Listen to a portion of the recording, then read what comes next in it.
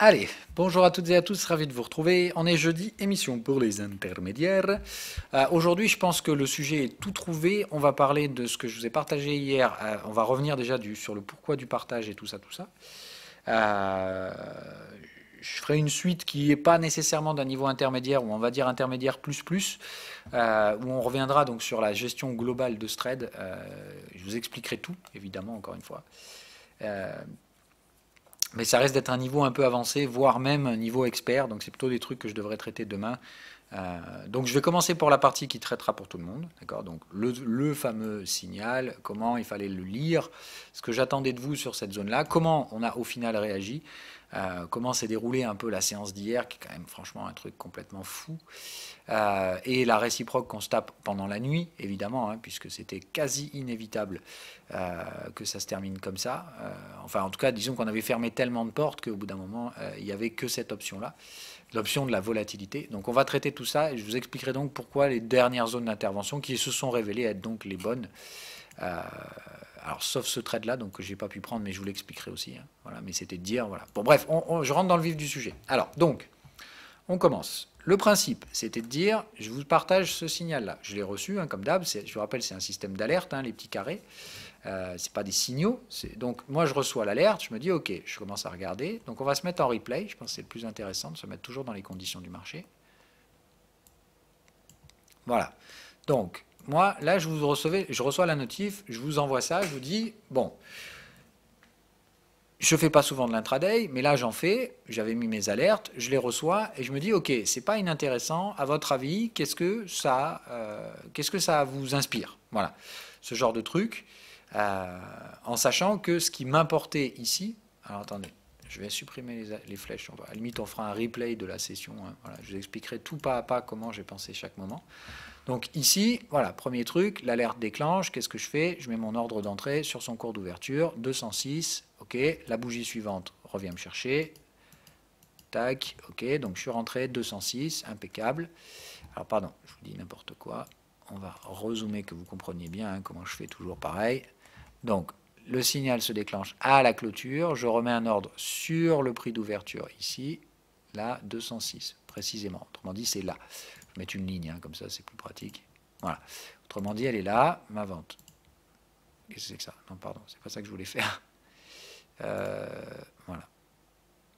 Là. Je sais pas, faire un tricelle. Voilà. Donc, ici, c'est la vente. Donc, je prends le trade dans un contexte de range vendeur.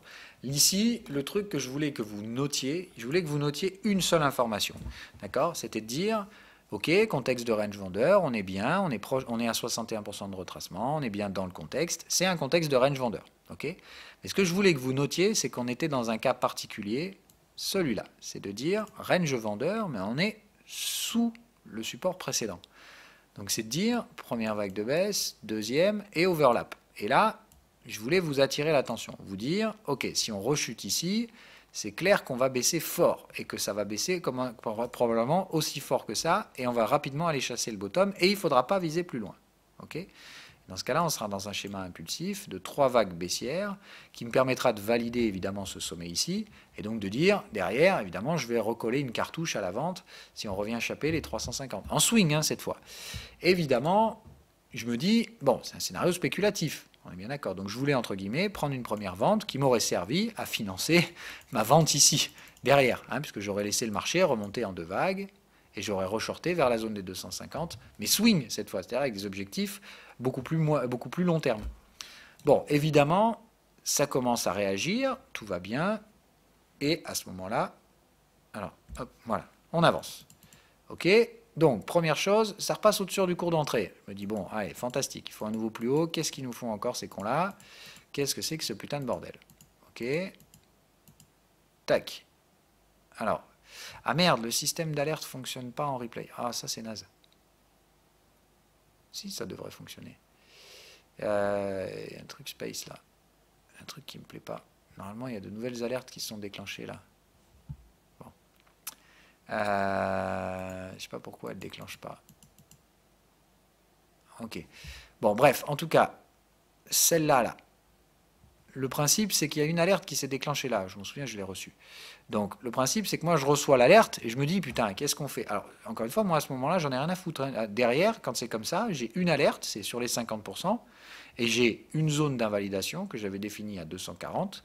Et du coup, bah, qu'est-ce que je fais à ce moment-là? Bah, j'ai une petite alerte intermédiaire, à peu près par là, pour m'alerter s'il y a quelque chose qui ne se passe pas comme prévu. Rappelez-vous quelles sont les règles d'invalidation. Normalement, il faut réaccélérer au-dessus du canal de tendance. Donc là, théoriquement, dans ce cas-là, ce que vous pouvez faire, c'est que vous pouvez faire deux choses. Soit vous créez une alerte, les prix croisent le canal de tendance, la partie haute du canal de tendance. D'accord ? Je vous rappelle d'ailleurs, regardez, je vous donne même l'astuce. Alors, c'est d'ailleurs une des raisons pour lesquelles j'ai supprimé une partie des choses. Donc, imaginez-vous que vous êtes ici, vous avez pris le trade. Donc, votre trade, c'est un range vendeur, donc vous savez comment ça se passe derrière, il n'y a que deux options. D'accord ? Vous avez la validation, c'est atteint la borne opposée du canal de tendance, et vous avez l'invalidation, cassure de la tendance, dernier support résistance, ou cassure du canal de tendance. Donc, le principe, c'est de dire, là, de toute façon, si on va déborder ça, c'est game over. Hein, donc, c'est de dire, de tous les cas, vous ne pouvez pas viser plus haut que ça. Enfin, votre stop ne peut pas être plus haut que ça. Ça, c'est l'invalidation totale d'un scénario de range vendeur. Bon, là, ça faisait un peu loin comme invalidation quand même. Bon, maintenant, c'était justifiable. Moi, je ne voulais pas mettre un stop aussi gros. Donc, j'avais dit vers 240. Mais vous pouvez mettre cette alerte-là, dans ces cas-là. Et vous vous dites, moi, ce qui m'intéresse, c'est dès qu'on vient taper les bornes du canal de tendance. D'accord ? Et qu'on en sort. C'est-à-dire, vous faites GR30, crossing. Alors, vous faites GR30, exiting channel. Je vous donne l'astuce parce que ça vous permet d'utiliser une alerte pour deux choses. C'est-à-dire que vous voulez savoir, dès que le marché vient taper soit le haut du canal de tendance, ça veut plutôt dire invalidation, soit chercher la partie basse du canal de tendance, ça veut plutôt dire validation. Et vous pouvez faire ça. Vous faites ça comme ça. Vous mettez framework dans les deux entrées et vous mettez trend support et trend résistance. Et en faisant ça, dès que les prix sortent de ce canal, vous êtes alerté. Ça vous alerte pour la validation ou l'invalidation de votre trade. Et vous n'avez pas besoin de regarder les bougies en temps réel. Rappelez-vous, à un moment donné, c'est ce que j'essayais de vous précoder dans la stratégie, de vous mettre des gestions du risque. C'est-à-dire de vous dire, par exemple, j'ai pris un trade vendeur dans un range baissier et de faire une alerte automatique qui vous alerte pour les confirmations, les invalidations, tout ça. Ben, en réalité, je me rendais compte que c'était aussi facile à faire avec des alertes. C'est pour ça que je l'ai supprimé et que j'ai fait un système d'alerte beaucoup plus facile aujourd'hui, beaucoup plus simple. Okay. Bref, donc moi, entre guillemets, dans ma gestion du risque, quand j'ai pris mon trade, je ne regarde pas les bougies en temps réel, j'en ai rien à foutre. Le seul truc, c'est de dire, j'ai mes alertes et je regarde dès qu'on va taper le canal de tendance. Donc tout ça, j'ai pas su. Par contre, j'ai reçu cette alerte-là. J'ai regardé l'heure et je me suis dit, bah, qu'est-ce qu'ils me font là? Ils me cassent les couilles. On est bientôt à un quart d'heure de l'ouverture américaine et ça ne veut pas baisser. Donc comme ça ne veut pas baisser, je connais un peu l'habitude quand même. Donc, je l'ai dit, moi je sors 50% avant l'ouverture américaine parce que je sens qu'ils vont essayer de nous tirer plus haut. Et donc j'ai sorti 50% ici. À mon prix d'entrée, hein, d'accord? C'était vente, prix d'entrée, je sors 50% de la position. Bon, pour absorber la volatilité que j'avais senti venir à l'ouverture du marché américain. Donc à ce moment-là, qu'est-ce que je fais? J'ai ma petite alerte qui sonne sur ma montre hein, tous les jours à 15h25, donc 5 minutes avant l'ouverture américaine. Et je me dis, qu'est-ce qu'ils vont nous faire les ricains? Donc, ils sont en train d'essayer de commencer à racler du vendeur, c'est-à-dire qu'ils ne veulent pas valider un signal vendeur, donc ils vont nous faire un petit excès de volate. Donc, qu'est-ce que j'ai fait? J'ai attendu qu'on vienne chercher la volate ici. Qu'est-ce qu'ils ont fait? Ils sont venus la chercher direct à l'ouverture et je les ai chopés tout en haut, 222. Je vous ai donné le prix, il y a la trace d'un Discord, si vous voulez. Voilà. Voilà, donc si vous voulez quand même pour la transparence, vous avez tout, c'est dans analyse action. Hein. Les blancs, vous pouvez tout lire, vous pouvez juste pas poster. Mais donc voilà, là vous avez tout le suivi, donc entre lundi où je vous dis effectivement, je sors 50% parce qu'on arrive sur l'ouverture américaine, blablabla, hop, je tape mon deuxième lot à 222, et voilà. Donc je remets mon lot ici, celui que j'ai sorti là, hein, c'est-à-dire c'était vente, TP, j'ai ressorti ici, j'ai ressorti là, je remets ici pour jouer la volatilité. Et derrière, comme d'hab, je me barre. Hein. Moi, je regarde les 5 premières minutes à Wall Street, je vois mon signal, je vois que ça chute, je me dis, ok, super, bah les couilles, j'ai toujours mes alertes, je ne touche pas. Autrement dit, à ce stade-là, je suis repassé en mode canal, d'accord? Autrement dit, j'ai absorbé le petit excès volatile, j'ai fait une gestion du risque. En gros, j'ai senti que les ricains allaient me casser les couilles à l'ouverture, je sors un des deux lots et je le reprends avec un meilleur prix, autrement dit. Ça commence à chuter. à ce moment-là, je me dis, ok, c'est bon, dans 5 minutes, à tous les coups, je vais recevoir mon alerte de canal de tendance, tout ira bien. Et puis non, bon, puis je suis passé à autre chose. Il se passe rien, ça remonte, boum, je reçois encore une alerte. Je me dis, oh non, mais c'est quoi ce bordel? Donc là, on remonte ici, donc on est vers mes prix d'entrée. Je me dis, mais qu'est-ce qu'ils foutent, nom de Dieu? Incroyable le truc, les mecs lâchent rien, quoi. C'est les va-t-en-guerre jusque boutistes américains, donc le truc de ouf, hein. Grand classique. Donc je commence à regarder un peu le marché, je me dis, bon, ben, qu'est-ce que je vais faire de ça? Ils sont en train de m'invalider, ils commencent sérieusement à me gonfler. Donc au bout d'un moment, je me dis, j'ai attendu, hein, tout ça j'ai regardé, j'ai préféré regarder en live, plus ou moins, alors pas tout, je crois que c'est à peu près par là, où je me suis dit, bon, c'est bon, vas-y, c'est même pas la peine. J'ai lâché l'affaire, un peu avant la clôture européenne, j'ai ressorti un lot. Enfin, encore là, du coup, j'avais deux lots, donc un sorti ici, deux lots, j'en ai ressorti un là. Donc je revenais avec un lot vendeur sur le DAX. Là, j'ai pris un gain, c'est-à-dire que celui-là, j'ai récupéré 5 euros dessus. Hein. Voilà, pour vous dire, le truc, c'est vraiment peanuts, quoi. Donc je récupère 5 balles et je me dis, c'est bon, allez vous faire foutre. Par contre, cette fois, je mets le stop un peu plus loin. Je mets le stop à 250, mais là, je mets un vrai stop au marché. Là, c'est de dire, dans tous les cas, je ne vais pas chercher à faire plus compliqué que ça. Et j'ai dit, à ce moment-là, je me barre. Ce marché commence à me gonfler parce que là, ils sont en train de monter alors qu'il n'y a que des mauvaises nouvelles. Hein. On est bien d'accord. Il n'y a pas de bonnes nouvelles, mais bon, comme il y a Jérôme Powell et qui donne des mauvaises nouvelles, mais bon, voilà, ça, j'ai pas compris. Donc Wall Street a tout acheté, je ne sais pas trop pourquoi, c'était pas très bullish, hein, ce qu'a dit Jérôme Powell, mais bon, c'était pas trop pessimiste non plus. Bref, enfin, c'est le verre à moitié vide, à moitié plein, vous voyez, comme vous voulez. Bref, Wall Street a donc décidé, en fait, après avoir piéger des vendeurs, d'aller les racler jusqu'au bout. Autrement dit, il vient chercher ma zone de stop loss, les 240. Donc j'ai repoussé mon stop loss, 250. Je vous rappelle que j'ai qu'un lot, hein, donc à ce stade-là, ça me coûte 1 euro du point, j'en ai rien à foutre. Encore une fois, à la taille du compte, hein, toujours relatif. Ne prenez pas les valeurs.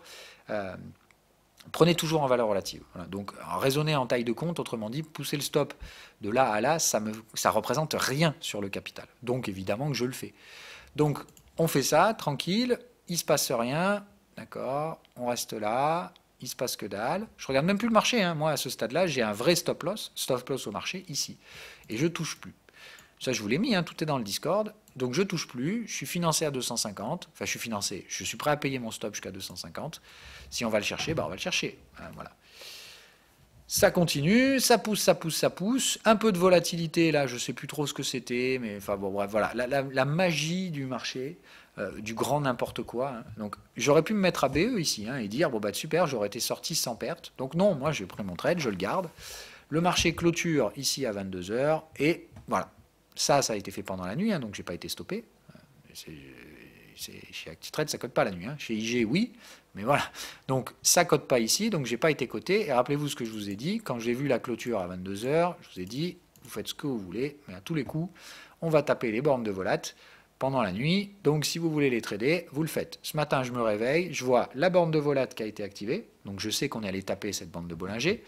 Et je vois des signaux acheteurs et un signal de confirmation. C'est-à-dire que cette fois, on est enfin réussi à faire ce que je voulais, c'est-à-dire tenir des clôtures sous le canal de tendance. Donc, cette fois, je me dis, waouh, putain, donc, trade vendeur sur la volatilité, puis un trade acheteur pendant la nuit, puis la validation de mon trade, puis un trade acheteur. Et je me dis, waouh, putain, dis donc, ils n'ont pas perdu leur temps pendant la nuit sur la séance asiatique. Donc, évidemment, ça fait quoi?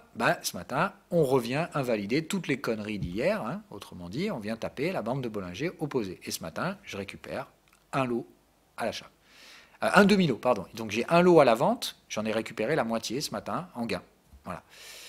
Et cette fois, mon stop est payé jusqu'à 250. Autrement dit, là, c'est plus je prends le risque de perdre un peu d'argent, c'est je prends plus aucun risque. Là, j'en ai plus rien à foutre de ce qu'ils vont faire les Européens ce matin, de ce que va faire les Ricains cet après-midi, ça m'importe plus du tout. Là, c'est soit on vient chercher un petit piège, on rebondit un peu et on va réattaquer ces supports-là, ce qui est le plan hebdomadaire, hein, et dans ce cas-là, en horaire, on aura fini notre petit range ici à la con et on va très rapidement aller casser ce range pour aller chercher la zone inférieure et faire l'avalement baissier, enfin pas l'avalement, casser le plus bas hebdo, voilà.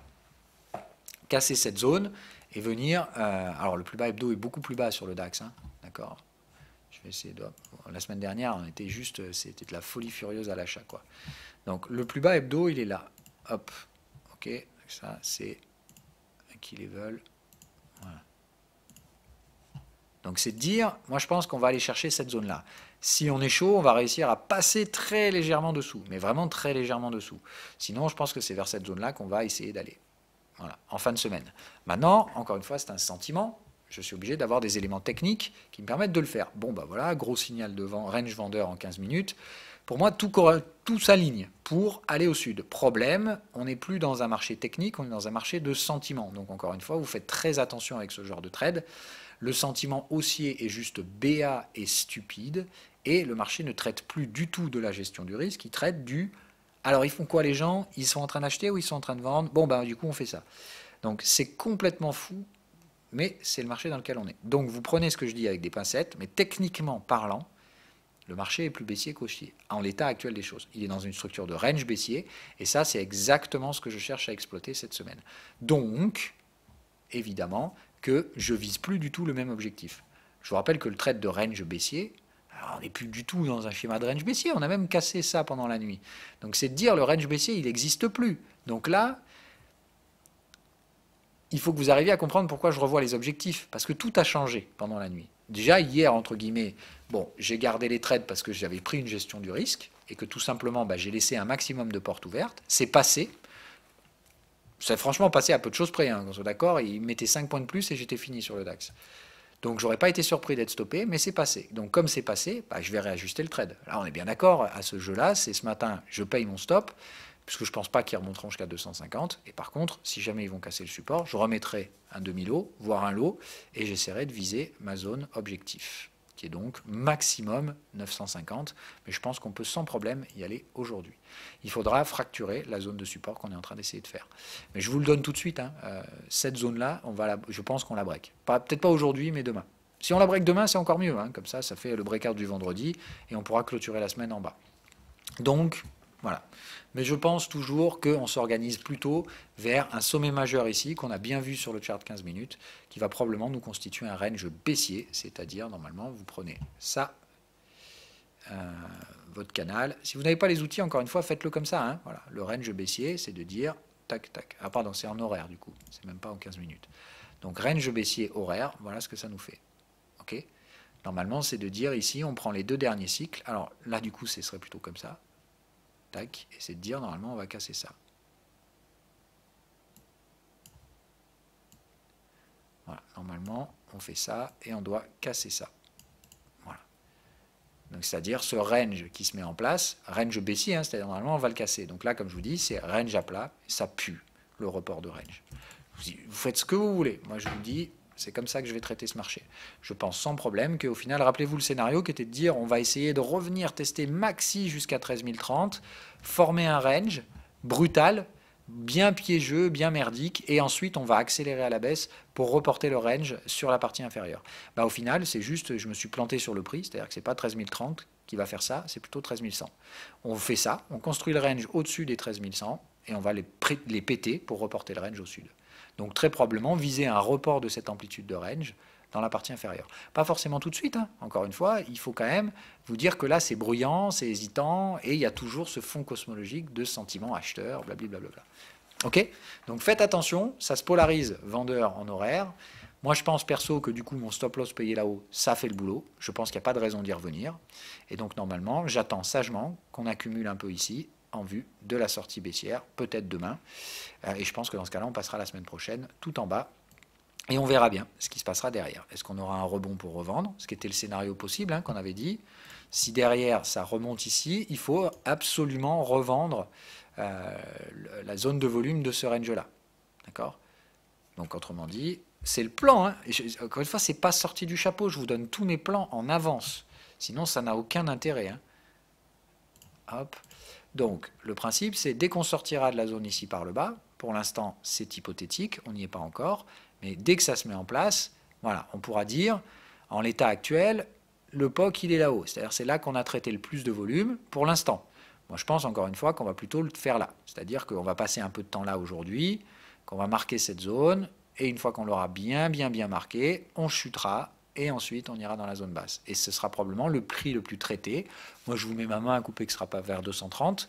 Et donc, vers 230, essayez de revenir re-shorter derrière en swing. Ok? C'est le plan que je vous avais proposé dès la semaine dernière ou le début de la semaine. Mais c'est ce que je vais faire. Essayez de jouer en spéculatif et en intraday le débordement vers la zone baissière. Et hier, c'était pas bon. Hein. Je pensais que si, hein, mais hier, rappelez-vous, je visais juste le fait d'aller venir chercher, on dit 13 100. Hein. Je visais pas d'aller plus bas hier. Bon, ben voilà, ils nous ont pris à contre-pied parce que c'est un range et qu'ils peuvent faire ce qu'ils veulent, les market makers. Donc, ils nous ont bien baisé la gueule. Mais voilà. Moi, grâce à la gestion du risque, j'ai réussi à m'en sortir jusqu'à ce matin. À ce stade-là, je prends plus de pertes. Si je me fais stopper 250, vous croyez que je ne vais pas reprendre un trade? Évidemment que je reprendrai. C'est juste de dire, tant que ça tient, ça tient. Voilà. Et tant que ça tient, je n'ai pas besoin de reprendre un trade. Si je me fais stopper, vous pouvez être certain que si je retrouve des conditions vendeuses, je reprendrai le même trade. Voilà. Pour l'instant, je laisse filer, c'est ce que je vais faire aujourd'hui. Mais voilà, si vous n'avez pas réussi à faire ça, si vous avez eu un stop loss déclenché, je ne sais pas, soit parce que votre broker cote pendant la nuit, si vous êtes CIG ou des trucs comme ça, le principe est, c'est pas grave, voilà, c'est pas grave. Hier, c'était un piège de marché, si vous avez bouffé un stop, c'est normal. Voilà, c'est du market making, c'est comme ça, j'ai envie de dire, c'est le jeu, ma pauvre Lucette. Quand on est dans un range et qu'on décide de trader le range de manière polarisée, c'est-à-dire range baissier, on s'expose à plus de risques. C'est pour ça que je vous apprends à d'abord trader les ranges neutres. Hier, au final, c'est exactement ça que nous a fait le marché. Hein. Il est venu rechercher la zone 76, c'est juste de dire, ici, le market maker, il a dû se dire, super, je peux leur baiser la gueule et vendre à meilleur prix. Et voilà. Bah, il l'a fait, du coup, et c'est aussi simple que ça. Alors quand je dis le market maker, encore une fois, c'est pas un vilain monsieur derrière son ordinateur qui a décidé de vous niquer la gueule. C'est un algorithme qui agglomère l'offre et la demande et qui se dit bon bah super, je peux faire monter les prix. Voilà, c'est comme ça que ça fonctionne. Hein. Donc ne cherchez pas à rendre les choses complotistes et ainsi de suite. Simplement de vous dire respectez des plans. Quand ça passe pas, c'est pas grave. Si ça passe de près ou de peu, ça passe quand même, et tant mieux. Et si ça passe pour un autre et que ça passe pas pour vous, c'est pas très grave. Encore une fois, rater des trades, ça fait partie du jeu. Rater un trade hier, je pense que c'était quasi inévitable. Le piège était grand ouvert, il y avait des signaux et il fallait encore une fois les faire. J'ai aucun regret, moi perso, à avoir traité les signaux d'hier. C'est simplement que j'ai eu de la chance quand même, puisque j'aurais franchement pas été surpris d'avoir été stoppé. Voilà, j'aurais une petite mèche juste avant 22 heures, j'aurais pas été franchement surpris. Voilà. Mais c'est passé et donc tant que ça passe, il n'y a pas de raison voilà. Donc je coupe pas le plaisir, hein. Bien évidemment, je garde le trade. Par contre, je finance mon stop dès que c'est possible, ce qui est donc chose faite maintenant. Voilà, j'espère que vous avez appris 2-3 trucs. Ce matin, je ne fais pas une émission plus longue parce que je n'ai pas d'autres choses spécifiques à vous dire. Je pourrais parler rapidement des cryptos, mais il ne se passe rien non plus. Hein. Donc les cryptos, ça vient retester une nouvelle fois toujours les mêmes zones. Alors je vais enlever le fixed range, on n'en a pas besoin. Hop. Donc on vient encore une fois retester. Est-ce que ça va être un breakout? Pas un breakout. Bon voilà, quand je vois les bornes de volatilité s'écrabouiller comme ça, j'ai plutôt envie de dire peu probable le breakout. Mais bon, voilà. Donc à surveiller sur la zone. Est-ce qu'on va réagir positivement? Pas positivement. Moi je vous l'ai dit, de toute façon, je surveille Bitcoin et Ethereum. Dès qu'ils réalisent des breakouts haussiers, je remettrai de ces actifs-là en portefeuille. Voilà. Je prendrai des renforts. Voilà. Mais pour l'instant, non, et patience. Et ce seront des trades spéculatifs, hein, on est d'accord. C'est-à-dire je prendrai un trade spéculatif, je le sécurise, et je garderai par contre le reliquat s'il arrive à être validé le trade.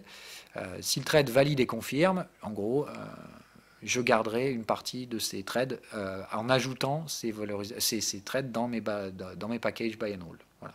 Donc autrement dit, je fais un trade spéculatif avec une gestion du risque, un stop loss, en breakout, et j'essaierai, une fois que le stop loss est payé, de mettre tout le reliquat qui pourrait rester en plus dans le panel swing.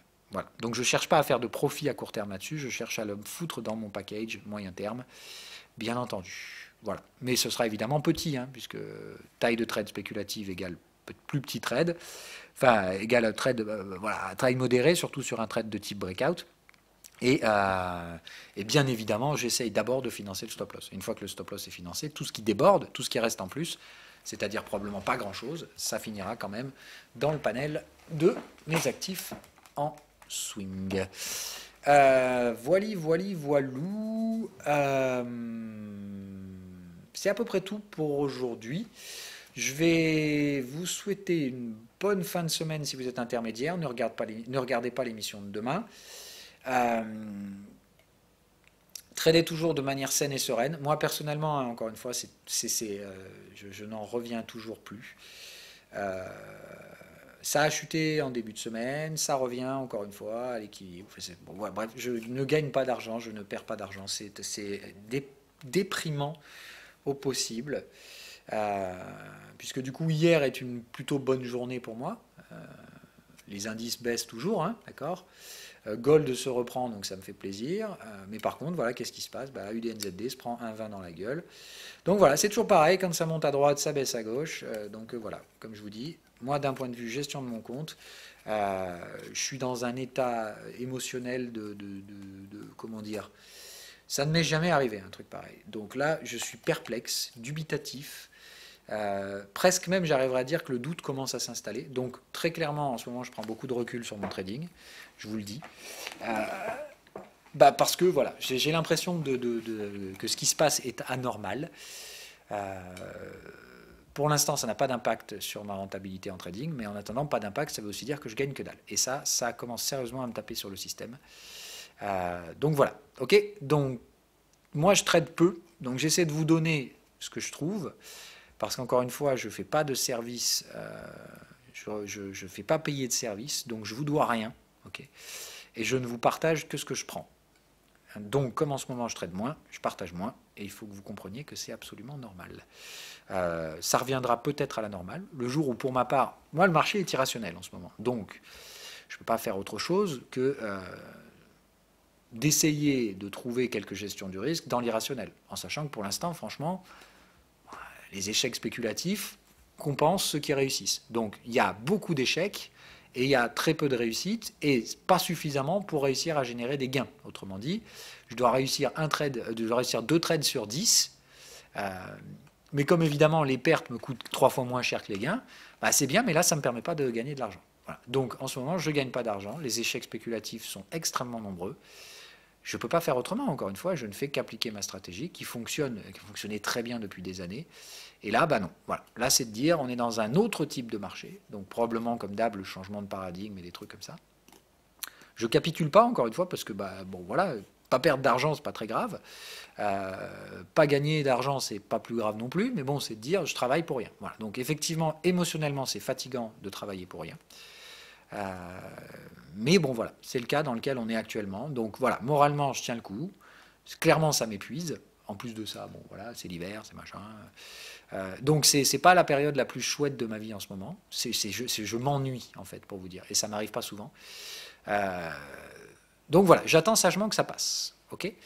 Donc soyez un petit peu patient encore une fois. Mais pour l'instant, voilà, je m'ennuie et j'attends que soit on renormalise un peu les choses, qu'on retrouve un peu de volatilité, soit ça va vraiment me gonfler, et puis au bout d'un moment, je vais franchement me mettre en chômage technique, hein, c'est-à-dire je vais aller arrêter le trading jusqu'à ce que ça revienne. Hein, tout simplement. Je ne peux pas travailler dans un contexte de faible volatilité.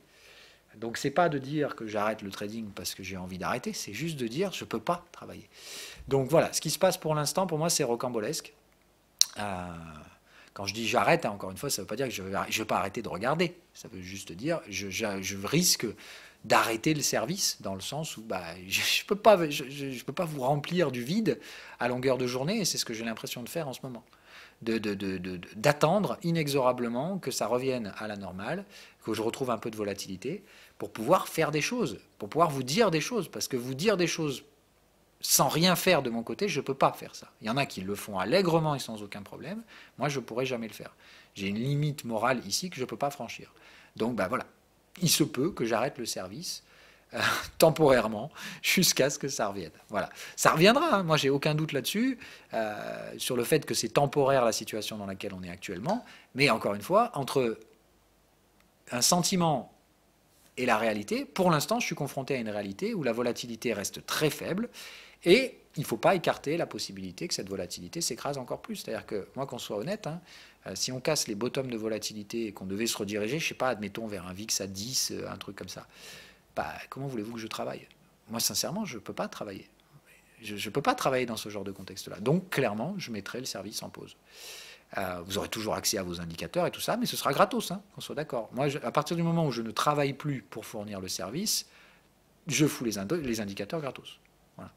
Donc, je réfléchis à ça pour l'instant. Pour l'instant, je tiens le coup, donc tout va bien. Et puis, si dans 2 semaines, on retrouve de la volatilité, bah, tout ça, ce sera, entre guillemets, ça aurait été la phase extrême de tension émotionnelle pour, au final, revenir à la normale derrière, ce qui me semble, encore une fois, le plus probable. Mais bah, je ne peux pas savoir. Voilà. Donc, j'ouvre la porte et je préfère vous préparer à ça avant. Il se peut, éventuellement, que j'arrête le service. D'ailleurs, plus on va se rapprocher de la période des fêtes et tout ça, plus ça va me titiller l'esprit de dire, bon, bah, c'est bon, cool, je vais me prendre 2 mois de vacances. Par contre, voilà, évidemment, à ce moment-là, fair play, j'avais toujours dit, et je maintiens encore une fois, il y a des gens qui parlent, mais qui ne font jamais ce qu'ils disent. Moi, j'exécute toujours ce que je dis. Je vous ai dit, le jour où j'interromps le service, tout est gratos. Donc, il y aura indicateur gratos pour tout le monde. OK ? Donc, pour l'instant, c'est une réflexion. Je n'ai pas dit que ça allait se mettre en place, donc commencez pas à mettre la charrue avant les bœufs. Mais je tiendrai ma parole. Si la volatilité reste comprimée, pire, si elle accélère à la vente, j'interromprai les services, puisque tout simplement, je ne pourrai pas travailler. D'accord ? Donc, je continuerai de travailler ponctuellement, c'est-à-dire quand je vois quand même une opportunité, j'irai travailler, donc j'irai vous la partager, parce que j'aime partager. Mais comme pour moi, le service sera en dessous de la qualité de service qui justifie pour moi une rémunération, et bien, tout simplement, je ne veux plus être payé pour ça. Donc, c'est gratos pour tout le monde. Ok ? C'est comme ça que ça fonctionnera. Donc, dans les prochains mois, à étudier dans les prochaines semaines, parce que je pense que c'est ce qui est le plus fair-play vis-à-vis de vous et surtout vis-à-vis de ma conscience. Voilà. Donc, je vous tiendrai informé de tout ça dans les prochaines semaines, mais je tenais à le faire aujourd'hui, quoi qu'il en soit, pour que ce soit su en avance si jamais ça doit se mettre en place. Et si tout revient à la normale dans 2 semaines, eh ben, tant mieux, on reprend le boulot et on pourra enfin retravailler correctement. Bye bye!